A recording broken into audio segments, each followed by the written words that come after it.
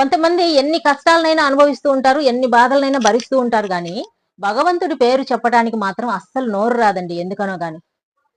ఎన్ని కష్టాలైనా సరే, ఏంట్రా నాయనా ఈ కష్టాలేంట్రా అని బాధపడతా ఉంటారు గానీ, భగవంతుడి పేరు చెప్దాము, నామాన్ని పలుకుదాము, మనకు కాస్త ఉపశమనం కలుగుతుంది. భగవంతుడి విషయంలో ఏదైనా సరే మనం చేద్దాం, లేదా ఏ గుడికో ఎళ్దాం, ఎవరికైనా చిన్న సహాయం చేద్దాం, ఆకలితో ఉన్న వాళ్ళకి అన్నం పెడదాం అని అస్సలు అనుకోరనమాట.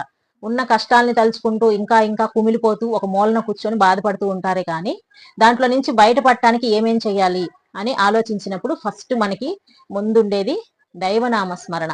ఇదేమి మనం డబ్బులు పెట్టి కొనుక్కోవాల్సిన అవసరం లేదు.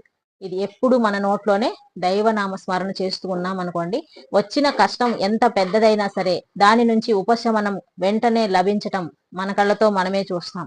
ఇవేమీ తెలుసుకోకుండా దైవాన్ని నిందిస్తూ వచ్చిన కష్టానికి భగవంతుడే కారణం అని చెప్పేసి, అయినా ఈ రోజుల్లో చిన్న కష్టం వస్తే కూడా దేవుడిని మార్చేస్తున్నారండి. మార్చేస్తున్న ఈ రోజుల్లో కష్టం వచ్చినప్పుడు ఓర్చుకొని నిలబడే ఓపిక, శక్తి ఎవరికున్నాయి చెప్పండి?